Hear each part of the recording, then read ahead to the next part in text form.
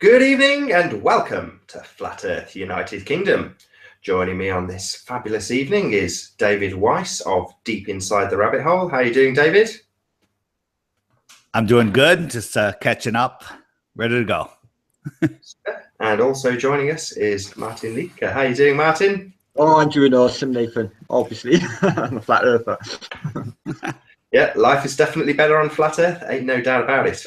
The main reason for doing this hangout, aside from a bit of sun and eclipse information, will be about the recent announcement that Secretary of State John Kerry will be making a trip to Antarctica. And unfortunately, we tried to get hold of Robert Shortman to do this particular hangout, but we were unable to do so. That said, we've got a fair amount of information that he passed on to us in terms of the acclimatisation that takes place if and when you are to go down to Antarctica. So we will get that to that in a moment. But maybe, David, if you can just start us off by telling us what you actually put in your video, that'd be really good. I woke up this morning and I checked the latest White House briefing, and there it was. John Kerry isn't going to be here for Election Day because he's going to Antarctica. And being, some people will be like, that's cool, but being a flat earther and knowing the controversy of Antarctica, I flipped out. I was like, unbelievable. And I just started making a video. So that's it. I mean, what immediately sprung to mind for me was it Prince? I think it was Prince William that went down recently, and they lost a person on the way, and it was a big traumatic experience, but there was no acclimatization whatsoever. They just went, just like John Kerry's going to do. I mean, do you need it's not like you're going into the Alps or the Andes or, up Everest. I think it's a couple miles high, but there's no acclimatization. Just put on a jacket and some gloves and get out there. Absolutely. You definitely have to acclimatize. I mean, if you just went there, you die. Whereas, really? Yeah, absolutely. Yeah, definitely. It's treacherous. You've got to acclimatize. I mean, when Robert Shortman detailed his time down there, he spent a huge amount of time acclimatizing with the trappings of Western society at his fingertips. He's on the Falkland Islands and he's got all of the things that you may need, but close temperatures, so you can get used to it. Then you go down to Antarctica after, several months of getting acclimatized. You don't just go. Otherwise, there'll be what I anticipate will happen. There'll be all sorts of disasters, people getting very ill, possibly a death. That's what the point of this is to me, to terrify us that Antarctica is really scary. You shouldn't go down there. If you do, you'll probably die. I know that you said that somebody will probably die, or just predicting. That's very unlike you. You're usually like, nothing's going to happen, and that's it. So I'm kind of interested to see what's going to happen there. The thing that got me the most was when they said that the reason he's going now is because the window of opportunity will close. Well, the window is just opening. I think if he waits another month, the weather gets nicer in Antarctica, right? Yeah, exactly. So the window of opportunity is a total nonsense term that they've given us for the media, just so that the timing works out nicely for them. I mean, what about the timing? The speculation in the media is that you've said it already, that it's to keep him away. I mean, do you think that's actually the case, though? You know what? You said that. I think it's to just convince us that the Earth is a ball and Antarctica is a difficult place to get to and dangerous, and don't ever go there. Just like when they blew up the Challenger, you're not going into space. It's too dangerous. I think that's all it's about. Or other people are speculating that, the crap is about to hit the fan and everybody's scrambling and he's on his way to Happus or wherever one of those lands are outside of the Arctic Circle. See, I don't know, right? I just think that they've hidden some of the land within the inner circle anyway. There's probably all sorts to discover that doesn't take going to the Antarctic Circle. But like you say, they just want to convince us it's a ball. My prediction, if you want it, is that there'll be some sort of disaster, probably a death. Then they'll press on anyway, and they'll make it to the South Pole. They'll show us the ceremonial South Pole. Then they'll come back, and that'll be it. It's very possible. What about you, Martin? Do you think they're sending him down to kill him off? Well, that's not what they said's happening. The press officer in that video, he was just lie after lie. They can't get down there because of the fuel. Obviously, got to do stopovers. So he's going to go from Christchurch in New Zealand. And they said he's going to go straight from Christchurch to McMurdo and then fly from McMurdo straight to the pole, the South Pole station. So they got a station. It's probably Halley, I'm not sure. Then flying back to McMurdo and then out. It's brief, apparently. You were quite vocal about your suspicions about his health before we started, Martin. That was what I was. Well, what I've read up on Antarctica, actually, like it's even in just normal cold climates, this is a really dangerous thing for a 72-year-old man. Now, bear in mind, right? You've got to acclimatise because you get pulmonary burns. The alveoli in your chest will burn. As soon as you get off that plane and take an in breath with straight, you're straight from Washington or wherever, the Pentagon to that, and he's going to breathe that freezing air, frigid air is going to rip his lungs to shreds. He's going to get arterial thrombosis because basically he's going to be all in a relaxed state, and basically his blood vessels are going to contract, and then when he gets into a warm environment later, they're going to open up again, and he'll have a heart attack and die. For sure. 72. Can't do this. It's ridiculous. What is the temperature supposedly in Antarctica in the summer, at the base that he's going to? Is it 0, Fahrenheit, or is it 100 below? Certainly, Robert Shortman said that at times it was 0. And because of the layer of blubber he put on, I mean, he detailed this right down to the amount of money that they would spend. I think it was something like a first officer has something like £12 allocated to them, whereas they had something like £38, and they were scrumming themselves stupid with chocolate and sweets to build up a layer of blubber. And he said that by the time you've built up this big thick layer of blubber or fat, you could actually go outside at 0 degrees, to answer your question, and in a t-shirt, because you've been acclimatized. In other words, it wouldn't feel as cold as it perhaps was. Okay. No, it is right. In my experience up in the, I've been in the Arctic Ocean, not south, but I've been in the North Arctic Ocean, and basically my hands would be constantly in a state of no skin on them. From every time I touched the metal, the skin would come off my hands, so I couldn't actually touch anything, and everything would be painful. So it was an agonizing nightmare, and the skies are black, the seas are black, and everything is horrible, and you do feel ill all the time because of the air you're breathing. And I can honestly say I couldn't wait to get further south. And every time the skipper would say to me, "We're going north, Martin," my stomach would turn over, do somersaults, because I would think, "Oh no, not again." I know. So it's not nice. And that's the north. I got to be honest. But it was October when I went there that time, and it was really bad. Ice breaking. I can't picture John Kerry touching metal and having the skin ripped off his hand. Do you know what I mean? It's just not an image I can picture.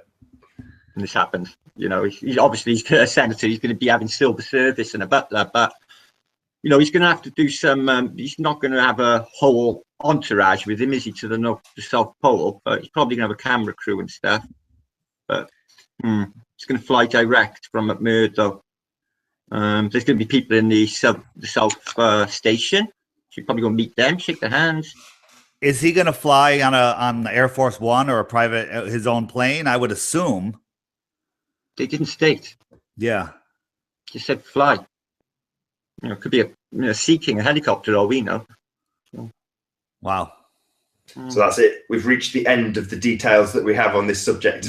That's it. So here the possibilities are: John Kerry's going to disappear, and that'll be a national tragedy to distract us from everything else. Someone on his team will die, or there'll just be some stupid ceremony. Hey, I'm at the North Pole. It's really cold here. It was awful, and we almost died, but it was fine. And it's just more ball programming. Yeah, for sure. I mean, you mirrored, I think, a anonymous piece that you found. So, man, that's the problem with anonymous. Anonymous could be anybody. Anybody can make an anonymous video, even me, in an hour's time. Write a script, put it through your natural reader, put the stupid video on it, and there you go. I purposely didn't put my logo on it, because towards the end, if you can't figure out that I made this entire thing up, their GMO fluoridation program is working very well. That said, you did have a lot of very good facts in it. I must admit, I was gripped. When you went through, you listed all the hoaxes. It was all about plugging my website as a way to wake people up. I just listed half of the things on my website and then plugged it at the end. And people are messaging me, "Are you friends with him? Are you friends with Anonymous? I don't understand," And I'm just like, wow, there's no hope. It does work. It's amazing. I just like, wow, I'm going to get a lot of heat for it, but whatever. Maybe people will share it. You mentioned the heliocentric deception in there, so you're talking about... That was the whole thing. I didn't even put flat Earth in the title because I didn't want to freak people out, and it was all literally about flat Earth. It was just sucking you in. So the biggest thing of all is flat Earth, and that's what I believe. And there's people out there that say the flat Earth is nothing. I think the flat Earth is the key to our freedom, and people that really are awake to the flat Earth, I think you feel the same. No, I know you're saying it was just a plug for your website, but it really did have, it was jam-packed full of relevant information, and Flat Earth links back to it all. Although you didn't actually say Flat Earth. I think you said a beautiful stationary plane. So I might have said that. But again, I'm plugging my website that only costs me money. I don't make money on the website. The whole thing is for information, to wake people up. We're here on this hangout. We have 90 people watching right now. Everyone here knows the Earth is flat and all the false flags. We need to go out and tell other people, share videos. I mentioned in the Anonymous video, set their homepage to Deep Inside the Rabbit Hole. I thought that was funny. And it's pretty effective. This is definitely a conversation Martin and I have on a regular basis when we're saying, what can we do? Where can we get this information out? This has fundamentally changed our lives, and we want to share that. It's selfless to say that you want to pass that feeling on.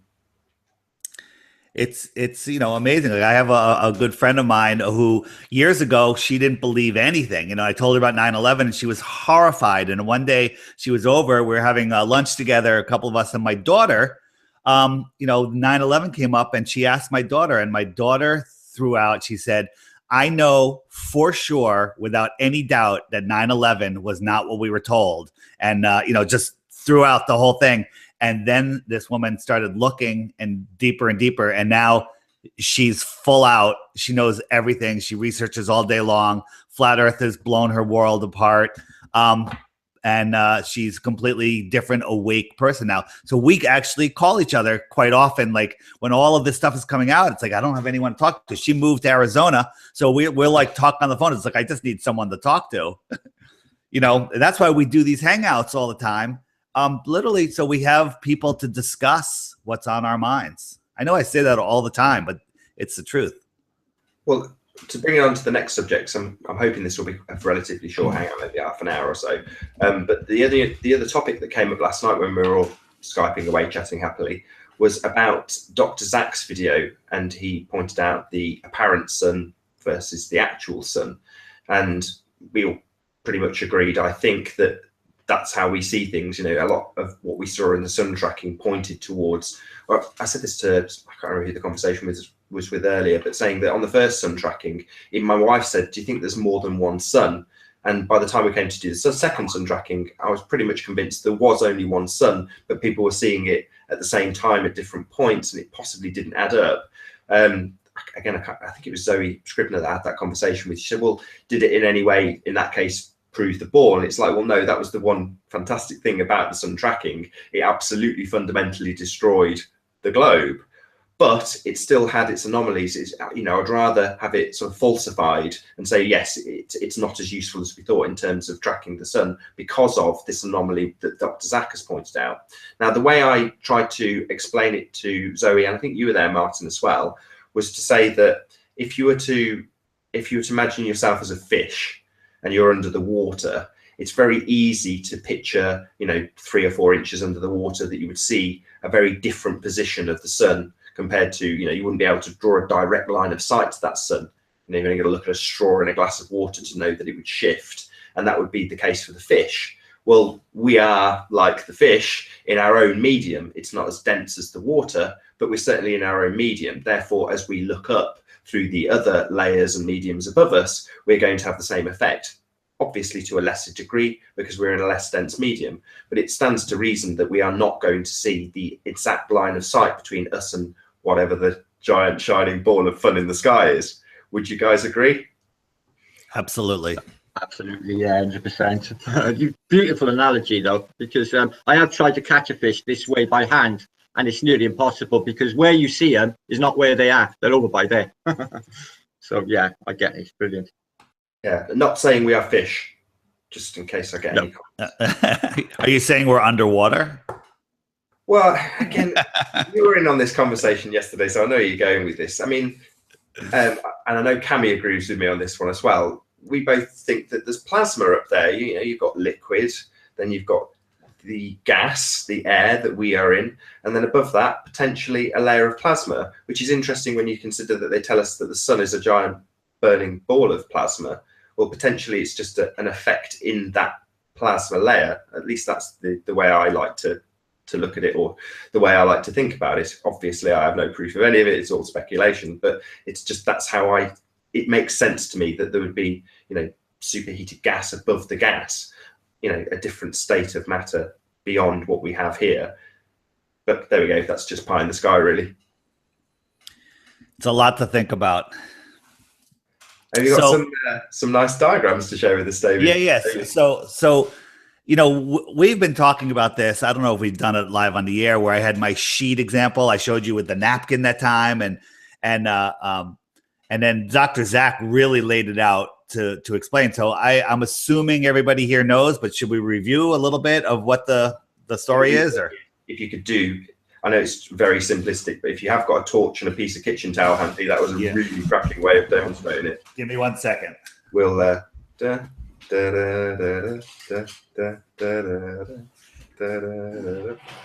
look amongst ourselves, eh, Martin? I don't have a torch, but I do have a flashlight. That'll do it. Yeah. So if it was dark, and so I have other lights on in here, and this is I just imagine that I'm doing this vertically because I can't do it over my head for the camera. So this is the sky, and it's pitch black. You can't see it, but then the sun comes up, and the sky lights up, right? And then if you look, the whole sky is lit, but if you look through it, can you see where the light is? So the whole sky, there you go. So the sky is now lit up, but you can see that the sun is in a specific spot. So the sky electrically lights up. I mean, the sun electrically lights up the sky, as Matrix Decode showed with his lightning bolt in the middle of the night. Turned the sky blue, lit up everything. Yeah, I hate to disagree with you while you're in the middle of your example. The camera's, but I think it's the other way around. I think the sky creates the sun.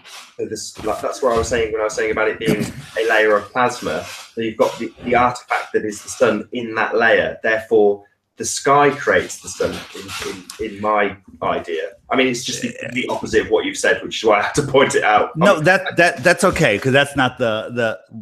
You might be right. It's what we're seeing is an energy source, and it's manifesting itself in what we call the sky, whatever that is. If that's water, if it's plasma, if whatever it is, and then we're seeing it in different positions. So the example that I use is imagine we stretch out a sheet all the way across the floor 2 feet in the air, and you're underneath it on one side and I'm underneath it on the other. We're little tiny people, and there's a light high up, 100 feet in the air. The whole sheet's lit up, but we both see the light right above where the sheet is. Like I see it over here and you see it over here, so we're both seeing the sun in two different positions, but it's really the same sun. And I think that's what's going on here on Earth, and that's why we really can't triangulate the sun. And that's why when you look at the sun, I did a time lapse of the sun yesterday. It's right there. People are going, oh, isn't it beautiful? And I want to just grab their necks and go, it's right there. It's not 93 million miles away or whatever, because it literally is right there. Just because they're awesome, you're probably going to hate me for asking you this live. Good. Can you share with us the pictures that you took yesterday? I know you're sighing because you don't want to. Let me see if I can find them. What did I do with them? Go ahead, talk for a minute. Let me see if I can pull them up. I think the moon and the sun work together as the air is a medium between them both. And if not, and then what you're thinking, Nathan, then maybe the moon slipped out of the plasma layer and is a failed sun. Just throwing it up there.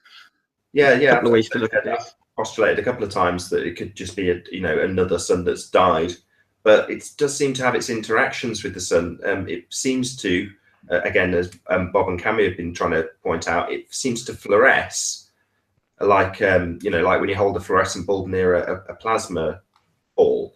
It fluoresces the light, but that does seem to again make sense to me. I cannot share them. They're not on this hard drive right now. I had to remove some stuff, so I moved my photo library. Well, look out for that video on Deep Inside the Rabbit Hole. It was stunning. The pictures were breathtaking. I won't lie. Oh, of the sun setting with the pictures in the background. I could show you those. That's actually. Let me pull that up. Oh, that's kind of what I wanted. Yeah, you zoomed right in, and you've got obviously the sun is tiny, but you're far enough away. You've got buildings 20 miles in the distance that are silhouetted against the back of the sun. It just looks breathtaking. Here we go. I wasn't expecting that. It just kind of showed up. So the sun was setting, and all of a sudden I could see. There's no way I could see that flag and that church, that's probably 15 miles away. Maybe a little less. Can you guys see that? Yeah, it looks great. Yeah, everyone on Facebook is accusing me of Photoshop, all sorts of stuff. It was pretty good. Taken with a Canon P900 camera. Yeah, Nikon, available on deepinsidetherabbithole.com. Yeah, we make no money from camera sales. When you, if you go on Amazon through Jaren's website and then mention DITRH, you'll get 0 discount. But did you have the because the thing that we started that conversation off was with the eclipses, and you had a little diagram, a little diagram, yeah. So we'll talk about that. Let me pull that up. You got to give me a second here because it's different than Skype. All right, there we go. All right, can you see that? Not quite just yet. Yeah, there we go. Okay. All right, so this is my crappy graphics warning here. So if you think about here's the Earth down here, this blue circle, and the in between the two lines, we'll just call that the sky. So ignore this for right now. This is the sky in between these two lines, and the green is the moon, and the yellow is the sun. So if we had the sun, the moon, and the sun up here, it's going to reflect not like this. It's going to reflect like this, right? So if you have two things, the reflection is going to have the one that's closer to the reflection closer to it. Does that make sense? Yep, with you so far. So you're going to see it like that. So let's just talk about that. And by the way, this is just what I'm thinking. The whole thing can be proven wrong. I don't know. But I believe that so up here, this is the real sun and the real moon, whether they're in another dimension, whether they're physical objects, I really can't even answer that. But there's something up there that's projecting this energy. So in this position, the moon, let's say the moon's over here, all the way on the other side of the Earth. You have the sun over here. The sun is going to energize this part of the moon. That is going to project down here. So this moon will have the projection with this bottom part lit, and there's your full moon. Okay? There's your full moon. So then when the moon is over near the sun, you would say, well, if the moon is like that, and the moon was above the sun in our sky, we would have a full moon. But in reality, I think that the sun, the real sun, is lighting up the bottom half of the full moon of the moon here. Well, hold on, I got it wrong. So when it's a new moon, so the sun is lighting up the top half of the moon here. It's projecting itself down here where the top half is lit. And from our point of view, it's a new moon. So here's the sun, here's a new moon. You can't see it. So imagine this. The real moon is the sun is projecting itself down, and we're seeing the sun here as this new moon that we can't see because none of the bottom is lit is crossing in front of the sun. That could cause the eclipse that we see down here because the sun gets blotted out by this invisible moon from our point of view. The moon is really behind the sun. So how could it possibly eclipse the sun? And if you look when the moon eclipses the sun, I don't know if anyone ever sees the moon. Perhaps, until I see otherwise, I don't think that you can see the moon, and that's because this real moon is eclipsing the sun. That's what I was thinking about. It kind of makes a lot of sense to me. I love it. I mean, it's like you said, it potentially could be pie in the sky, but we've got to spitball these ideas to get anywhere. You could be absolutely 100% correct for all you know, and it's fascinating to have these conversations. I'm certain people will make comment of it down below.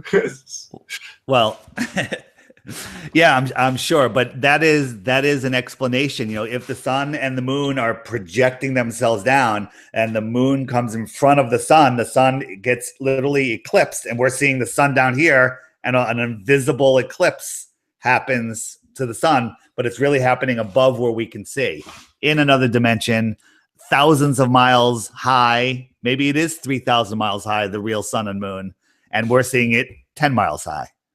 I mean, I will give it a quick plug to the video I did with Cami Nodal, which was called How the World Works.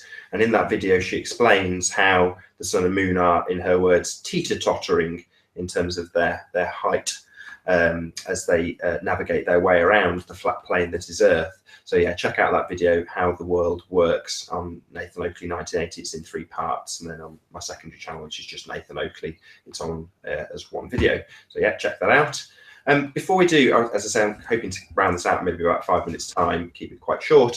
But I did want to mention about the satanic exposure that we've had in terms of the ritual bloodletting and so on and so forth.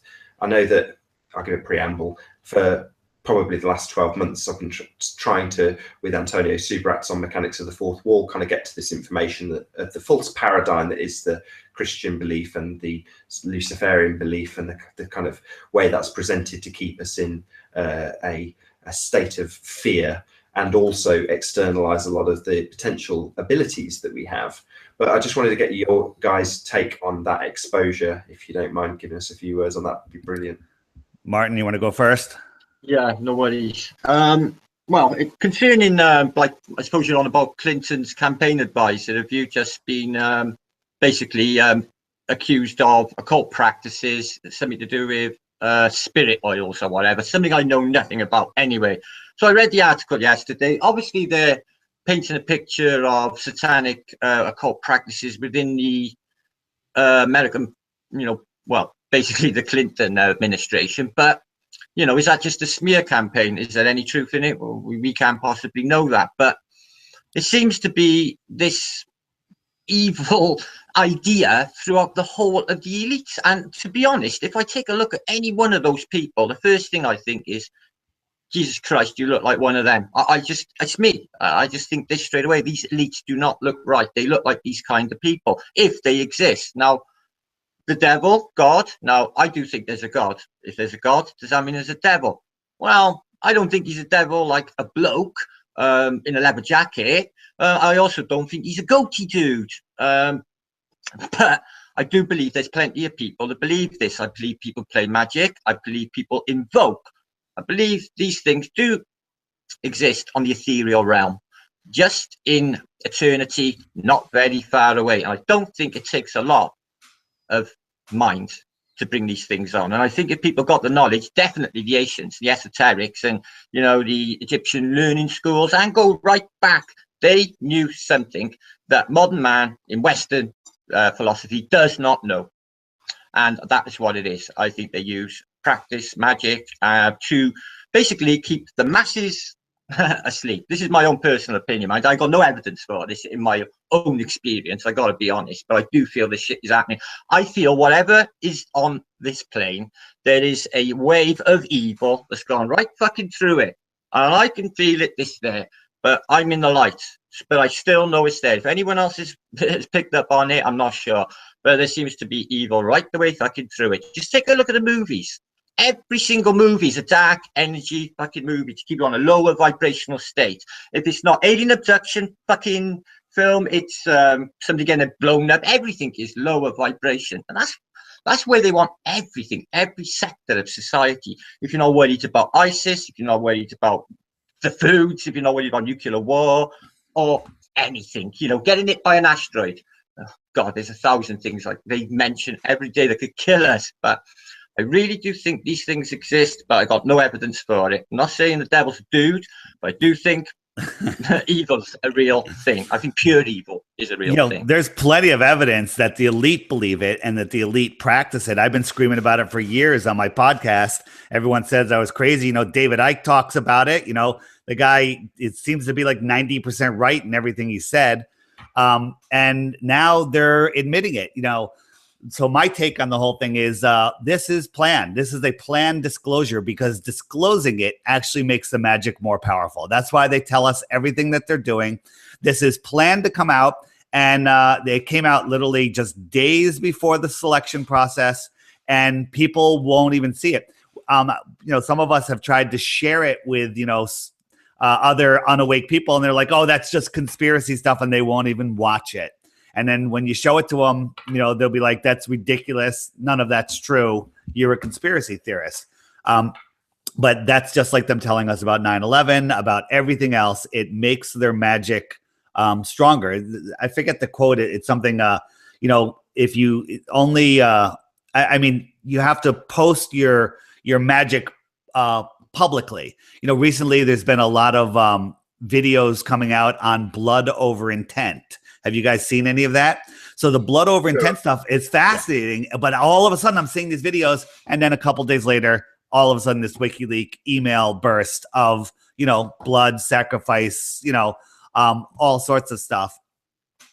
It's amazing. If anybody really, you know, wants to hear a good report on it, the Hagman and Hagman show, which I don't listen to very often, but they had Ted Broer on yesterday. Unbelievable. This guy takes it to the next level. If you want a good freak out, listen to that. It's free. It's on the internet. Hagman and Hagman, wherever you get it. I mean, I really liked Rushenbridge's assessment of it because he basically was sort of, although you can't see him, he's sighing and rolling his eyes and just essentially saying all the world's a stage. This is all absolutely intentional. It's all planned. They don't disclose things unless they intend to. And it's to keep you in that false paradigm. You're taught as a kid about all of these mystical powers in Christian upbringing, certainly in Western societies. And we're told about the power, the ethereal power of God. And then you scratch the surface because you've normally had it highlighted through a subliminal, you know, occult symbol that's been planted into a cartoon or something. You start scratching the surface a little bit further, and as you say, David, you find out that it's absolutely true. There's plenty of evidence to show you that the elites practice this stuff. So yeah, it's there in your face for you to find, and they want to keep you in the Martin, you mentioned this about what's in the movies. You know, you're left with the idea, with the suspension of disbelief, the good versus evil, Star Wars, power of the Force, whatever you want to call it, the white versus black, the good versus evil. It's all the same exact thing. And it's there to keep. Well, the only thing I can say, Neil, is I think the mind is the strongest thing on the plane. And I think the power of suggestion is, you know, it can save your life. It can kill you. It can do, you know, it can build cities. It can conquer countries. It can do anything. So, you know, if it can think these things and maybe for certain people manifest in a reality for them, then maybe it is a reality. People all in the mind. People can exercise intent. I mean, you're talking about how did you phrase it, David? Blood over intent. Blood over intent. Yeah. So Well, I mean, our minds create the reality that we're in. There's something. Blood. You think about it. Blood is a powerful substance. You know, they say that it's the most powerful substance in the world. Makes sense. Drain your blood. You know, you'll see that you have no power once that happens. And these elite are using this magic to take advantage of us, and they're telling us that they're doing it, and we're just ignoring it. So it's fascinating. The thing is, if you vibrate above them, you know, this, I don't want to get new agey, because this isn't new agey. This is reality. If you raise yourself above, you know, with great intent, great intentions, somebody that's in a low vibration of fear isn't going to be able to get their claws into you. But if you're down in this low vibration of fear, these, you know, you can call them archons, you can call them ghouls, demons, spirits, whatever, are going to get their clutches on you, and you're going to remain petrified. And then, you know, just keep turning on the news every day, stay there, and you give up your own power. Nobody can do anything to you. You can only allow them to let yourself fall into their trap. Fine words. And I think, as it's going to be a fairly short show, I'm going to round up on that note. So I'm going to say a massive thank you to David Weiss for being on Flat Earth UK. Thank you very much indeed. All right. Thank you. And also, thank you very much, Martin Liedtke. Cheers, Nathan Budgie. Thanks, Nate. Pleasure. And to all of you who have joined us in chat, thank you very much for being here. I've been Nathan Oakley. I'll see you all in the next video.